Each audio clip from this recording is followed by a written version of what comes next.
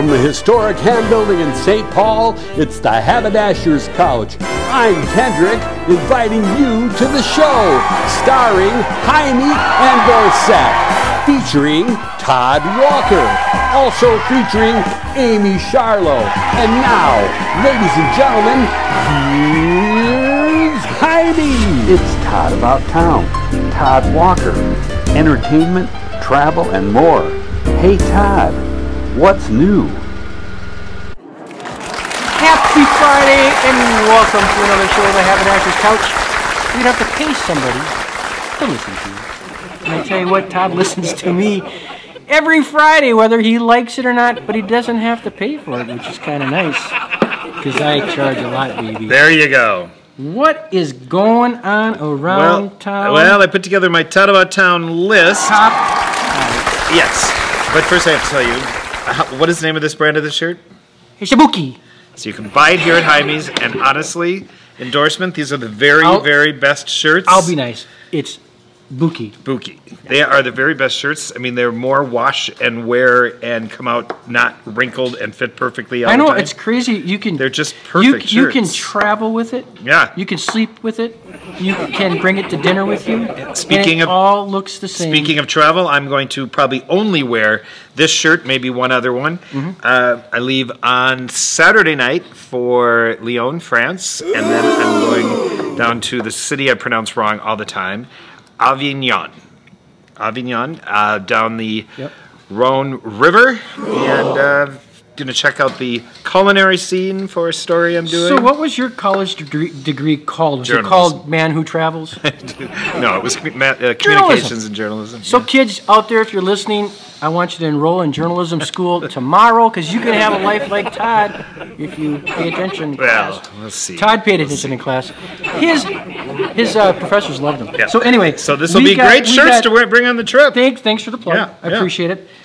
Art of World. Well, I wanted to put together some really kind of unusual things that, I mean, some of them are traditional, some of them I thought were a little bit eye-popping that you would enjoy chatting about, but Art of World has gone on for a number of years. I've covered it as a reporter in this market forever, and then they had, of course, during the pandemic, had some years that everything was done online, and it's always so well attended. It's in various locations throughout Northeast Minneapolis. I think there's 70 different locations, and you go into the artist studios, you check out their stuff. Over 1,200 members. Yeah, that are part of NEMA. The Northeast, whatever. You said 70 locations, whatever. 70 locations, but it's a really great event, and it's this weekend, and they have food trucks, and it sounds like the weather's going to be nice.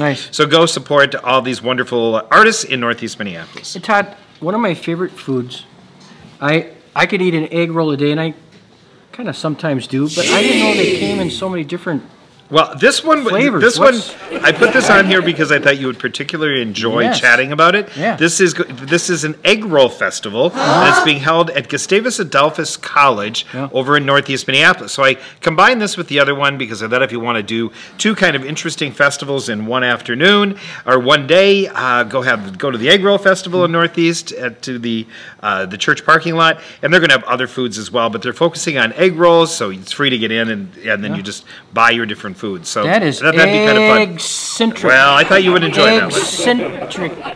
All right. I thought you would enjoy it.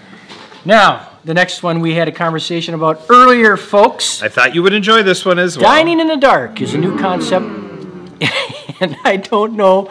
I want to see my food if I'm going to eat my food. Well, I've done this one, and I did it at downtown Minneapolis at the Chambers Hotel. They had an event that was called Dining in the Dark, and they were doing it once a month when they were still open prior to the pandemic, and you would go, and theirs was complete darkness. You'd go in, you had to check, you had to give them your phone, they put it in the safe. It was absolute complete darkness, and then the servers had on glasses that they could see in the dark. Which is even worse. And so you had, I did it twice actually. So you had, I think there was 12 people around the table, and no silverware. No! And then you don't have any idea what you're eating. I think the one didn't have silverware, and I'm not sure if this one does.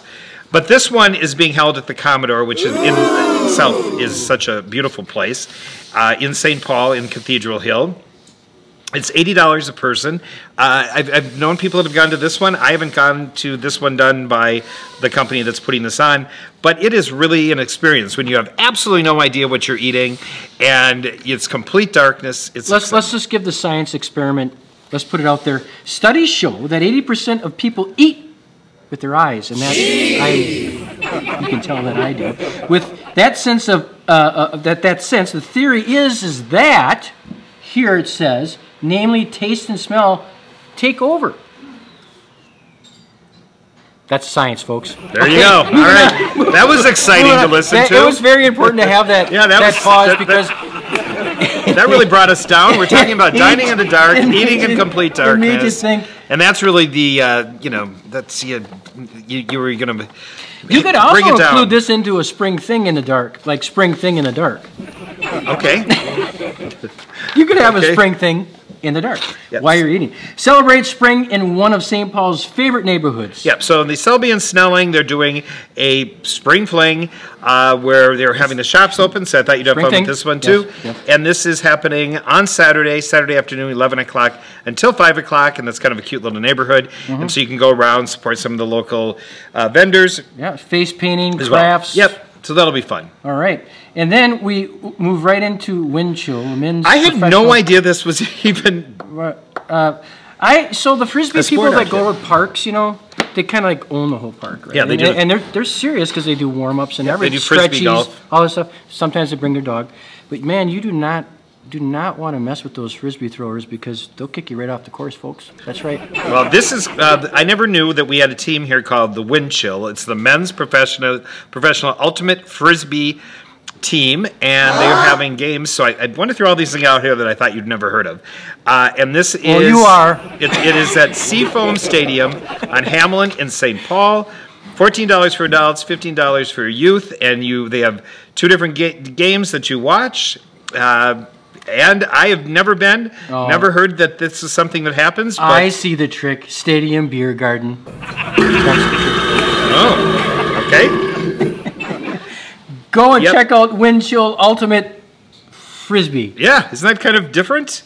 So there are things on here I'm absolutely certain you've never done. You've never gone to the Egg Roll Festival. You might have gone to Art-A-Whirl in the past. Dining in the dark, I'm sure you've never done. You've never gone to spring fling, and you've never gone to a Frisbee tournament. Todd does tarot card readings at 2 o'clock every day here at the store. He can predict the future and or what you have or haven't done. Well, sometimes it's pretty obvious. It's obvious. I'm cultured. Yeah, well, these were really unusual, so I thought you'd have fun with them. Anywho, thanks for joining us in the 5 best things to do this weekend. Absolutely. See you next week.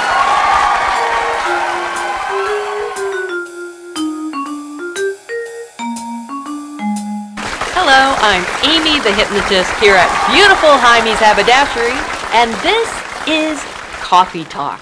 When are you the most creative? People have for years tried to maximize their creativity, and it turns out that you're the most creative right as you fall asleep at the N1 phase. In fact, Thomas Edison used to hang on to a steel ball and take a nap when he was having problems solving a problem, and when he fell asleep, the ball would fall and he would wake himself up.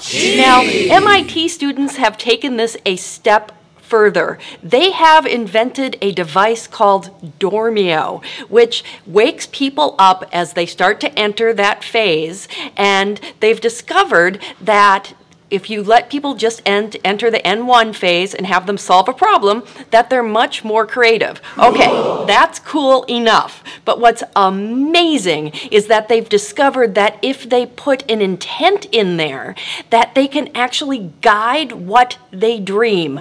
So here's how it works. The person goes into sleep. As they hit N1, Dormio activates, gives them a message of something to dream about, say, for example, a tree. Then they're allowed to sleep for a few minutes, and as they hit the next phase of sleep, they get woken up and they record what they've dreamt about. You can guide people's dreams to help solve problems. This is mind-blowing. So the next time you are having trouble being creative and solving something, and somebody tells you to sleep on it, Well, maybe you should. I'll see you next week here on Coffee Talk.